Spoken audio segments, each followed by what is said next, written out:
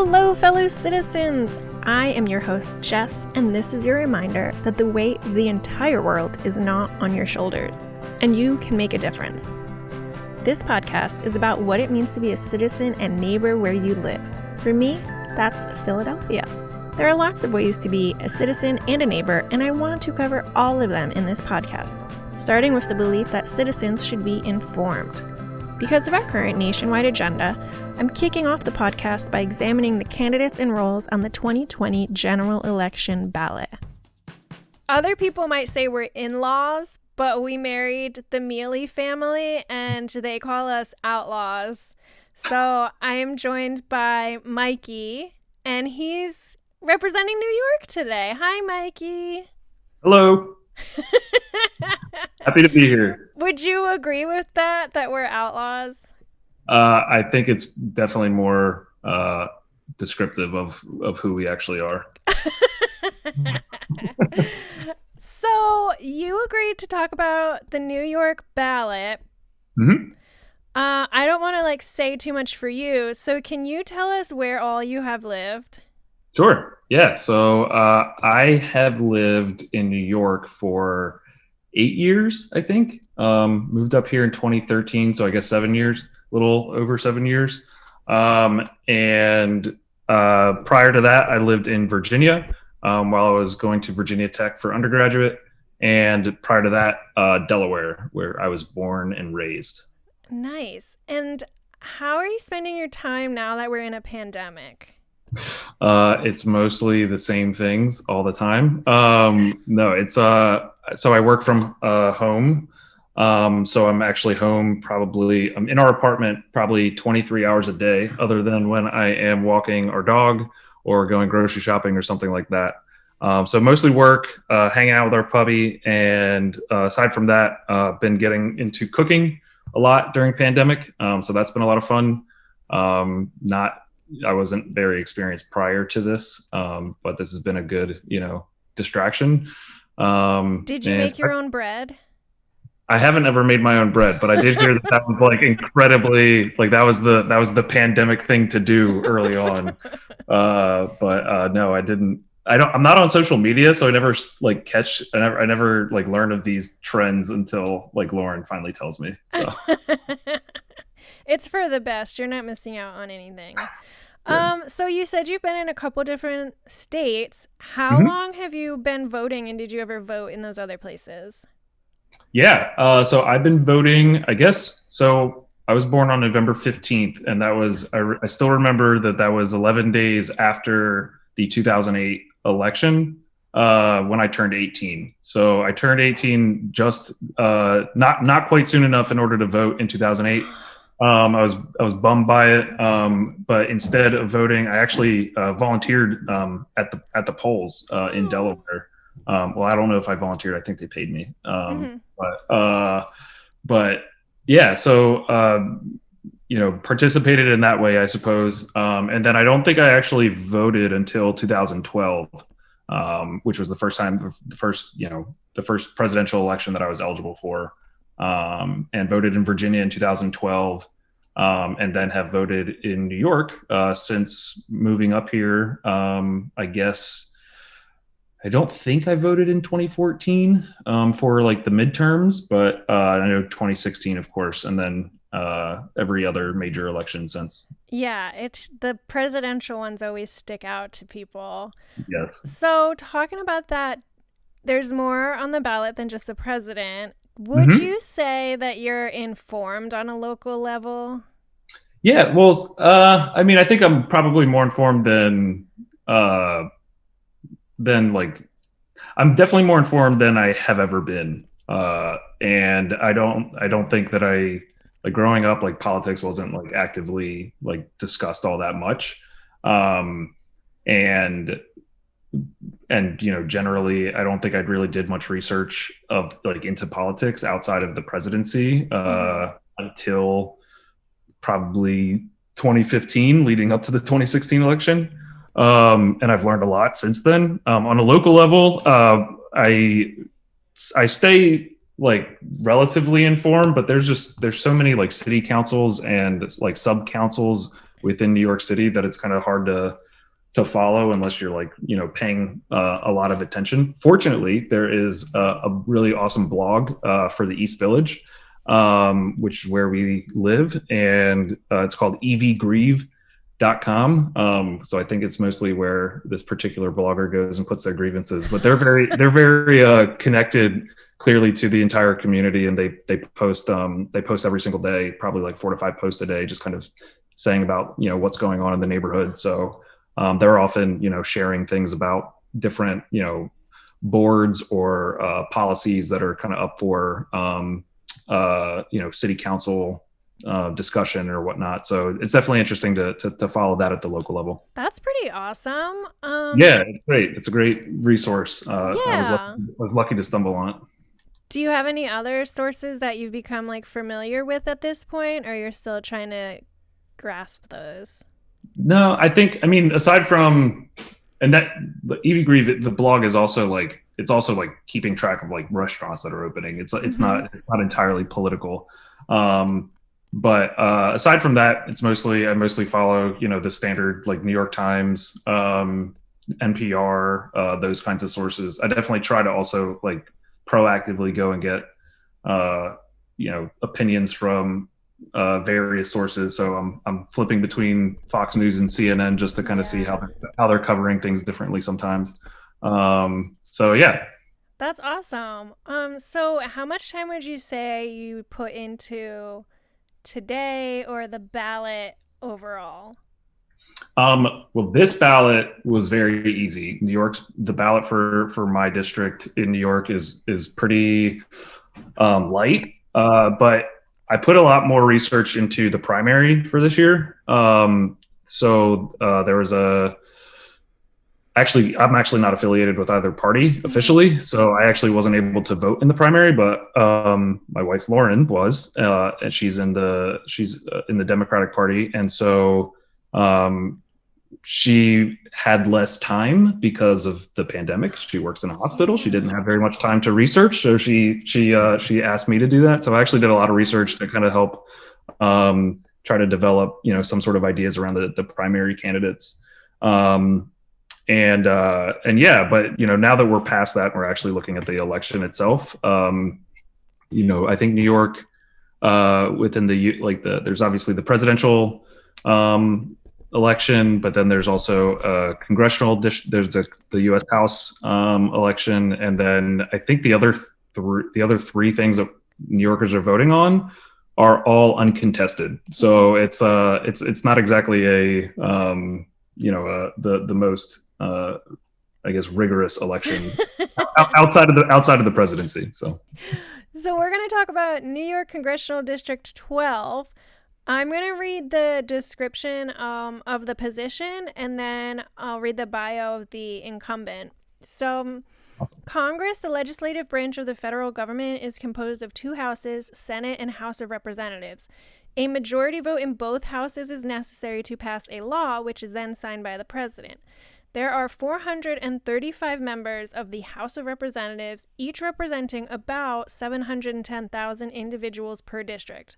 There are 27 representatives from New York. Also referred to as a congressman or congresswoman, each representative is elected to a 2-year term. Among other duties, representatives introduce bills and resolutions, offer amendments, and serve on committees. A U.S. representative must be at least 25 years old, have been a citizen of the United States for the past 7 years, and be an inhabitant of the state they represent at the time of the election. The House of New York 12 includes most of Manhattan, Queens, and Brooklyn along the East River.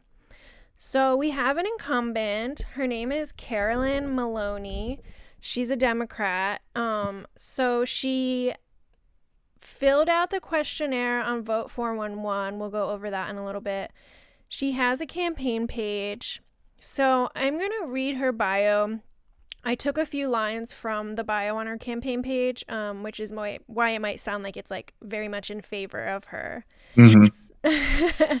So Carolyn Maloney started her career as an ESL teacher in East Harlem, New York City. When her program was cut, her colleagues elected her as their advocate to restore funding, and she succeeded. As a city councilwoman, she fought to clean up government contracts, wrote legislation for public financing of elections, introduced New York State's first LGBTQ plus equality bill, and as the first woman to give birth in the role, fought to pass inclusive paid family leave. It was her commitment to women's reproductive rights that drove her into federal office. She filed her papers as soon as the Planned Parenthood v. Casey case put new restrictions on abortion in place. She was elected in a stunning upset victory by unseating an entrenched Republican incumbent who outspent her dramatically because Carolyn had built a coalition of support that stretched throughout her entire district. In 2019, Carolyn Maloney won an 18-year fight to provide health care and compensation to the heroes and survivors of the 9/11 Twin Tower attacks, with the signing of her 9/11 Victims Compensation Fund bill into law. Carolyn Maloney has been in Congress since 1993, previously serving the 14th Congressional District. As far as her committees, she's the chairwoman of the House Committee on Oversight and Reform, vice chair of the Joint Economic Committee. She's on the House Committee on Financial Services, where she serves as a member of the Subcommittee on Investor Protection, Entrepreneurship, and Capital Markets, and the Subcommittee on Housing, Community Development, and Insurance. And that's just the short of it. So, first of all, did you know this woman before this ballot? I knew her from, so I voted for her 2 years ago when she was also up for re-election. And I also remember, it's funny, I remember not only just, studying the election at that point in 2018, but I also was like looking at the primaries. And she had a primary challenger who was a good bit younger. And he also challenged her again in the primaries this year. So I do know a little bit about her just, from having done like kind of several iterations of research on the candidates. And she's come up. Wow. But yeah, she's a long-term incumbent. And, I think that's one of the things that her opponents often try to pitch as a negative. Mm-hmm. But yeah, she is she's I feel like she's been in office for a long time, and she's obviously has a lot of experience and titles under her belt. So what more can you tell us about Carolyn Maloney? Yeah, so she so some of the things that stand out to me are certainly like her equal rights championing was definitely important for me. And one thing, especially for this year, that I thought was interesting was her advocacy for like making voting, increasing access to voting and making it easier on people. Things like voting by mail, absentee ballots, that sort of thing, especially during a pandemic. Those are all things that that I'm definitely in favor of. And I suppose. Are you asking about her positions on different things, or? Yeah. So the Vote 411 page, she's got a couple Q&As, and she talks about a lot of the bills that she's been a part of. Got it. So I don't know what you think is better for the listeners. Like, do you want to go over the Q&A one by one, or do you want to take another route? Yeah, no, I can just give a summary of it if you think that would be better. Cool. Yeah. So Carolyn Maloney, she's a long-term incumbent. My understanding is that she's some of her original efforts were to figure out where New York was spending money in either inefficient or potentially corrupt ways. So I think that's one of the reasons why she is part of the, she's actually leading the House Oversight, the Committee on Oversight and Reform. So I think that she's pretty experienced there. She's an advocate for the Affordable Care Act, as well as equal rights. She, is also pushing the trying to figure out a better situation for parental leave. I think across the country. And I was also, a big advocate for increasing the voter turnout, but also preventing gerrymandering, which is a big item that she lists out. And then she also is looking to end Citizens United, which basically to try to clean up some of the money in politics, I believe, is the end goal.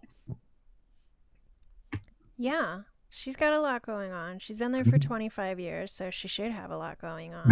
Yes. But the argument from her opponents is that she hasn't done enough, like, directly for the city itself. Mm-hmm.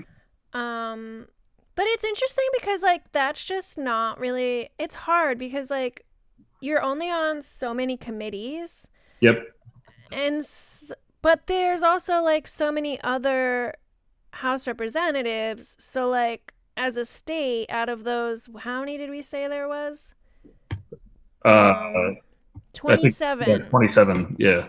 So out of 27 representatives in New York, shouldn't somebody be getting this stuff done? Right. Yeah. And it's I'm glad you brought up her opponent, because her opponent, Carlos, who we can certainly do an overview of him. One of the things that I find interesting is that, like, a big one of their talking points is that they aren't doing enough for the city, but it's also just interesting about, like, what is the role of a U.S. congressperson? Like, is it to actually be delivering for that particular state, or is it to go to Washington and represent those ideas on their behalf? I don't know. I just feel like it's a little bit different from, like, state government or city government, for example. That's a really good point. Is like, well, what's happening in General Assembly? Right. Like, exactly. So shouldn't some of the, I'm just curious as to if this person is making that argument that not enough is being done for the actual people of New York City. Is the U.S. House, is that really where you're going to be most effective? Yeah, that's always my question. Or could you be more effective at state government? So it's just one of the things that speak to me as just a little bit of a just kind of demonstrating a little bit of a gap in understanding of, like, what the U.S. House role is. And whereas I think that she obviously, after having done it for 27 years, is definitely, aware of where her remit starts and ends. Yeah, as a citizen, I'm still trying to figure out the difference. I know, like, the Senate in both state and Congress have different committees than the House representatives have, and sometimes they do overlap. But yeah, I'm still not clear on, like, what the distinguishing factor is. I mean, obviously, if you're in Congress, like, you have more of a chance to represent your state to the whole nation. But maybe Carlos should be running for state. Speaking of Carlos, so let's get into the first opponent, Carlos Santiago Cano. He has a campaign page, carlosfornewyork.com. So that's where I pulled a lot of this bio information. Carlos Santiago Cano. Cano? I'm not sure. Well, whatever. I know I heard it. I don't mean whatever, like, I don't care, but when you see it on the ballot, you'll know. Carlos grew up in Flushing, Queens, New York. He has been a resident of the 12th Congressional District for 13 years. He graduated from Kingsborough Community College and then Baruch College, which is also located in the 12th Congressional District. Carlos is an entrepreneur and small business owner. In 2012, he started a real estate and property management company, which he still has to this day and operates with his sister. The company mainly does business in the 12th District. In 2015, Carlos started his second business, a coffee company. He imports coffee from his family's coffee farm in Colombia. The coffee is then roasted and packaged locally in Astoria, Queens, and distributed in Manhattan, Queens, Brooklyn, and Westchester. I gotta be honest, I was, like, reading up on him, and I was like, oh, I like the way this guy talks. Like, he's, like, accomplishing the American dream, small business owner. But then you made that point of like, well, why Congress and not state? And I'm like, oh Yeah, I guess, I mean, that's kind of my, as a citizen, like that's kind of how I'm looking at evaluating. I also, it is, worth calling out. He does have this, the web presence that you mentioned, but he didn't, or the information is not on like Vote 411, which I feel like is a little peculiar. I feel like that seems like an obvious place to be. That's an obvious details, I would think, if I were running a campaign, to make sure that I had provided answers. And so, cut to in the comparison of, just kind of the details and their ability to kind of operationalize a campaign. It definitely gives me some pause to know that he didn't, he didn't get that filled out. That's an interesting point, because on the same side, on the opposite side, actually, Cory Booker from New Jersey, he's in the Senate, and he didn't fill out information on Vote 411 or Ballotpedia.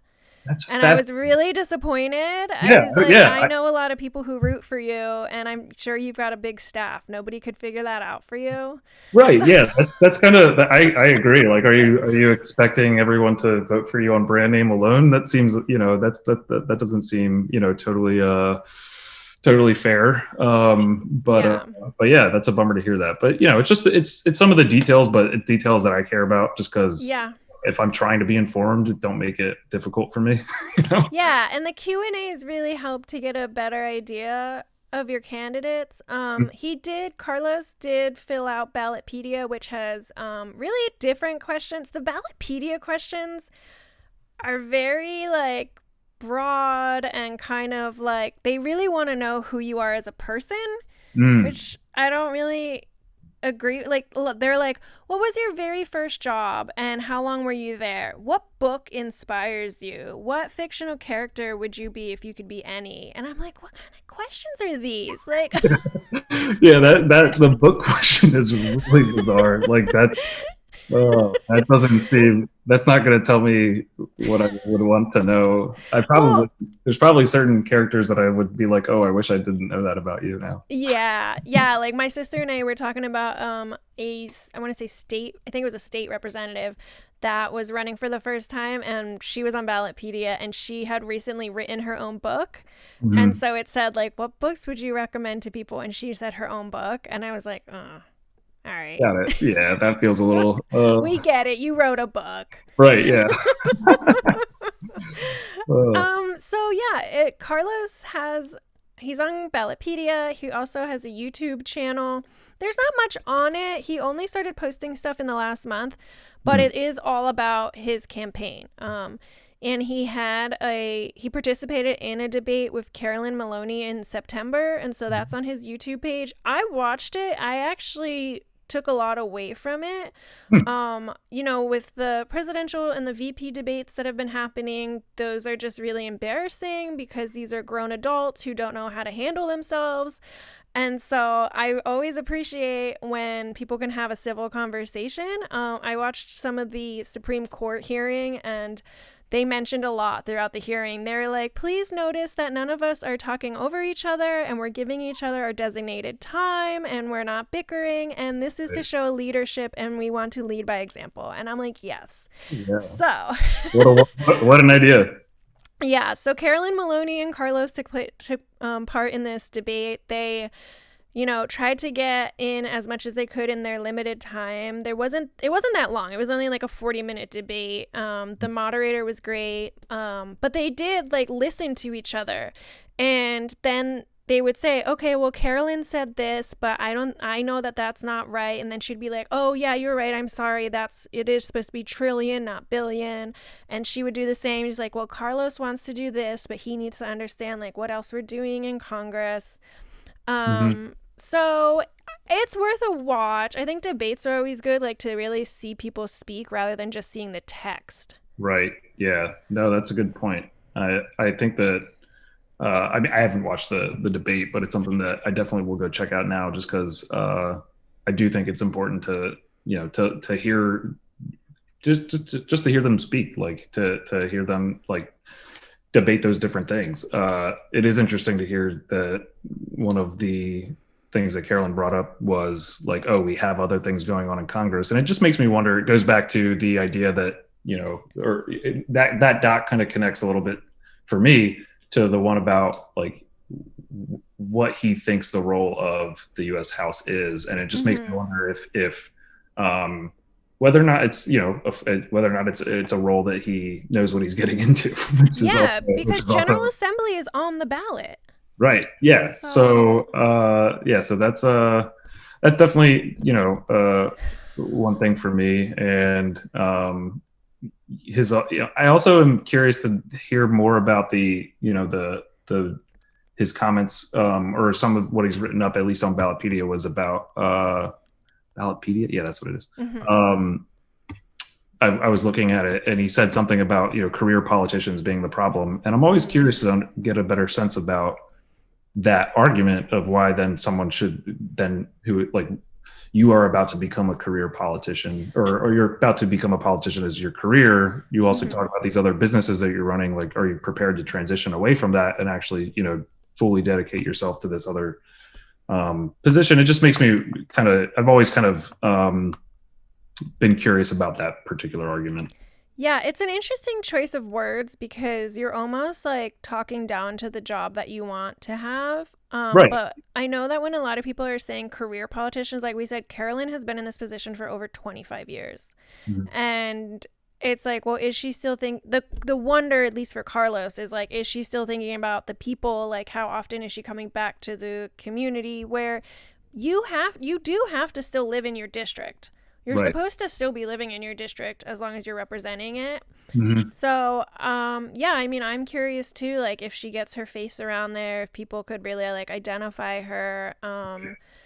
So that's a huge topic right now is term limits also. Carlos and the other opponent that we'll talk about soon, they both answered on Ballotpedia that they do think a 2-year term is a good term, but that there needs to be a limit on how long people are in office. But my argument is that that's on the people. Right. And I guess it's a little bit on the party because like they decide who's going to run on the primary. Yeah, right. But if we were more educated and more vocal with our representatives, then we would have the power to be like, no, Carolyn, you're not doing enough. Like, get out of here. But I still want it to be a Democrat. So like in the primaries, then if you felt that way, you could be like, I need to get in touch with my representatives because you can really talk to you're supposed to be able to really talk to these people. Right. Yeah, I don't know that I'm for term limits like as like in law, but I understand the appeal of, limiting the amount of time or, bringing fresh ideas into politics, on a regular cadence, and whether or not we do that like in a legal enforcement manner or whether we rely on people to make those choices. I could go either way. I actually think that it's a more if the argument's presented in that way, it feels like the freedom to choose is actually more aligned with the conservative idea rather than there being like government mandates about how this thing kind of operates. So it's interesting. Yeah. Do you have anything else you want to add about Carlos? I don't think so. I think all in all, he's definitely an impressive entrepreneur, someone who's obviously very established and has done a lot for him and his family, and been a really stand-up participant in the local economy. But yeah, I think there's just some questions that I have about his readiness for the position. Yeah. So they do ask on Ballotpedia, what are your 3 key messages of your campaign? He says urban development, which is affordable housing, homelessness, and transportation. He also wants safety/education, and then there's healthcare, small business, jobs, and economy. He goes into that a little bit more. Basically, when he goes into it, he's just saying, like, these things have seemed to remain the same for the last 25 years, and he's always been in this district. Like, that's really his driving point, is, like, I've grown up in this district, and that's why I want to represent this district. Unfortunately, there is a question that says, what is something that has been a struggle in your life? And his answer is running 2 businesses, which I was like, oh, no, I don't like that answer. Right. Yeah. It's kind of like, oh, well, how are you going to run 2 businesses and be the U.S. House, or, be the U.S. representative of the district? I'd like to better understand that transition plan, I guess. Yeah. And then the last thing I want to touch on is Ballotpedia asks which committees he would want to be a part of. He says housing, education, transportation, and small business. 4 committees as your first time in Congress I think it's a good goal. But yeah, that's always my question. If you've never held a position in any form of policy, whether it's like, city council or anything relevant, like I don't think people realize like how full their day is. Right.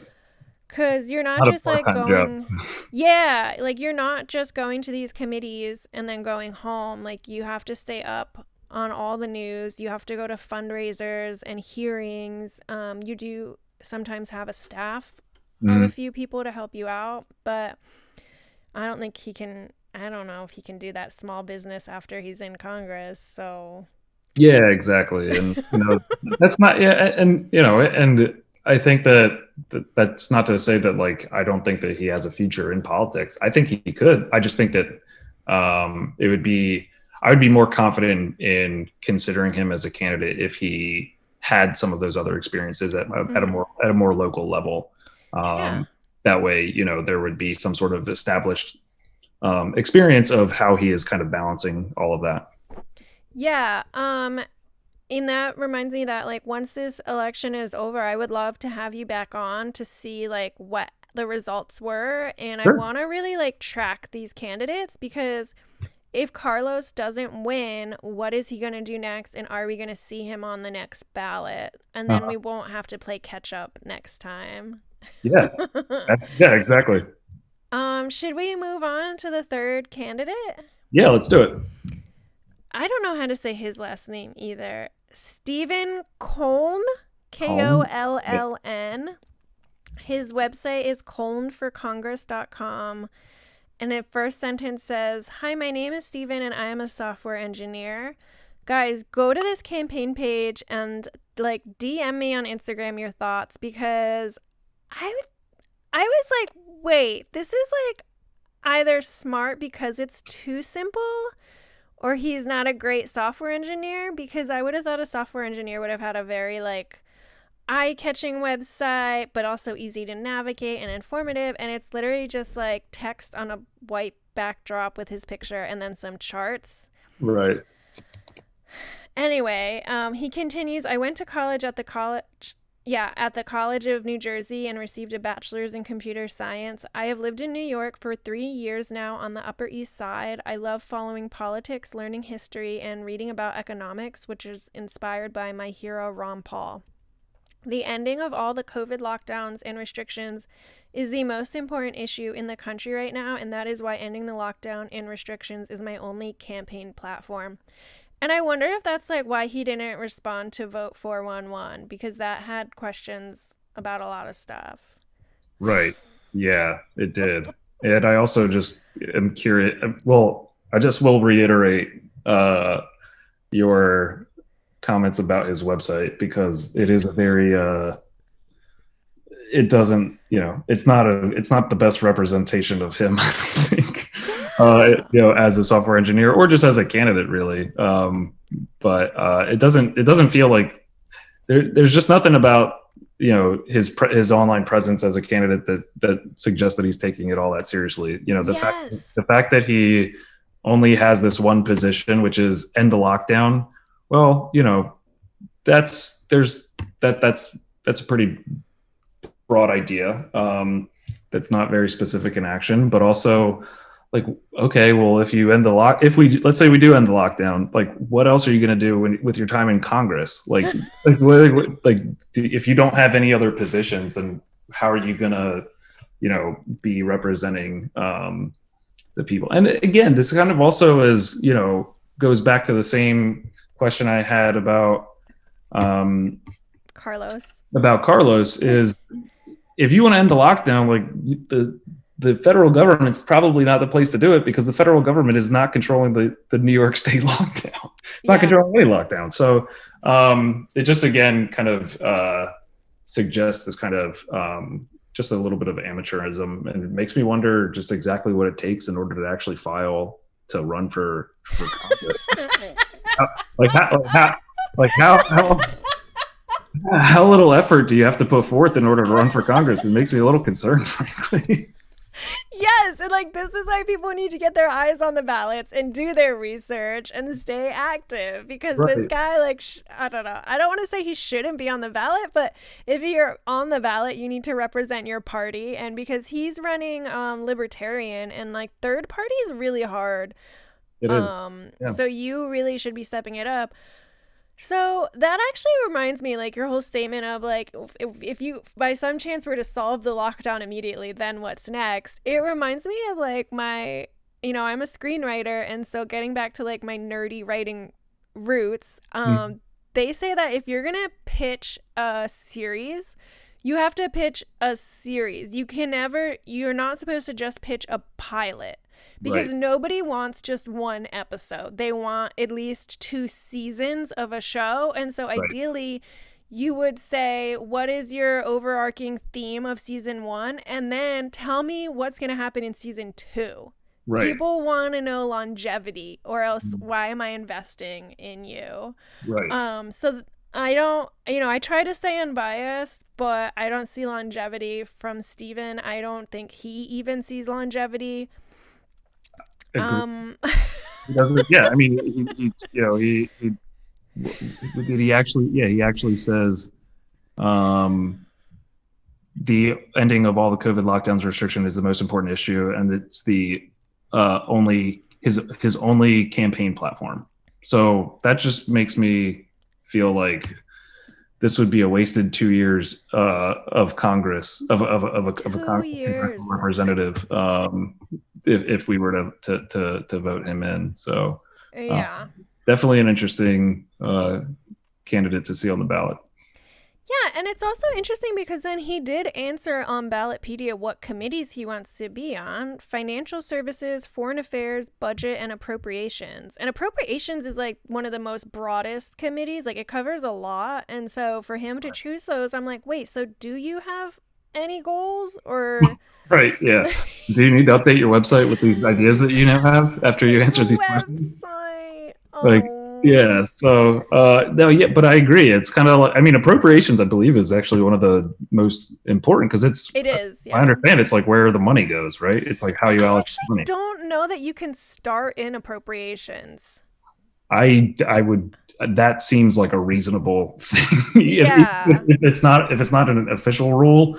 If it's just done as in practice, I think that seems like a very reasonable requirement. Just because if you're choosing where the money's going, that's a that's a big part of the responsibilities of Congress. It doesn't seem like that's something that rookies should be doing. And he's not telling us anything about his experience as a person. Mm-hmm. I don't know anything about him except that he's a software engineer, and I'm like, okay, but what do you even believe in? I don't know. Tell me something. Well, let's see. What is his Ballotpedia? Maybe we can...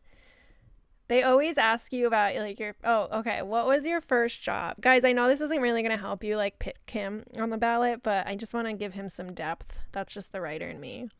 His first job was McDonald's. He worked for 2 to 3 years as a crew member. It says, where I learned the importance of the work it takes to earn $1. It was a job with serving customers, lifting heavy boxes, waking up very early before sunrise, having lunch and dinner rushes. You name it, McDonald's had it. So I'm like, okay, that tells me something. I know you've at least held a job in fast food service, a little bit of maybe customer interaction. The only other takeaway is on his website, he talks a lot about how he feels the younger generation is the ones really being screwed over by the lockdown or COVID in general. Mhm. because he's like, the younger generation has a lot of debts to pay, and if we're being, limited on our income right now, we're just going farther and farther into debt. Right. And Yeah, I'm I just mean, like, there's a lot. I mean, I agree with that as a generational issue. The amount of debt that that I think the younger generation is taking on, um, especially there's one thing when like you're going into debt for a house because you can resell a house, but when you go into debt for education, you can't resell that. So it's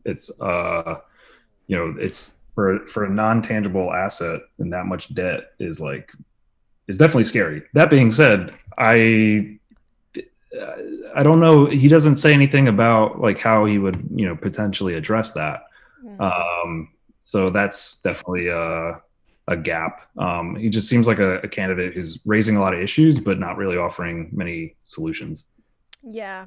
It's almost like the Libertarian Party was like, let's just get somebody in this position on the Right. ballot so people remember that we're a third party. I don't Yeah. Yeah. know. Exactly. Like, is this just kind of like brand awareness for the Libertarian Party? Like, Yeah. I don't know that it's quite on the that it's doing them any favors though. So. Yeah. So, well, we had to bring him up. He's on the ballot, but I think it goes without saying how we feel about Steven. Mhm. Do you have anything else to say about these candidates before we move on? I don't think so. I mean, I think I think that there are good arguments to be made for electing. I personally think that Carolyn makes the most sense out of these three. That being said, I don't necessarily think that she's the perfect candidate. And in the future, I definitely would love to see, either before she retires or after she retires, a different perspective of a younger generation in that position. But of these three candidates, she seems to have the most experience in this just general field, and aligns most with what I kind of would expect from a representative. So yeah, I think it's between the three. There's a good mix.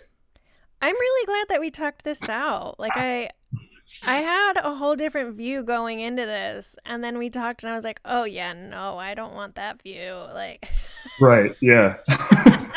Lauren just came over, by the way.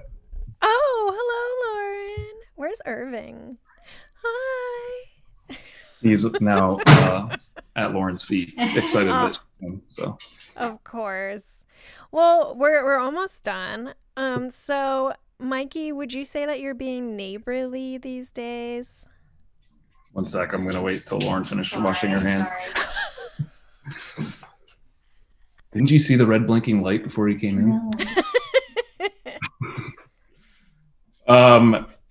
So how am I being neighborly these days? I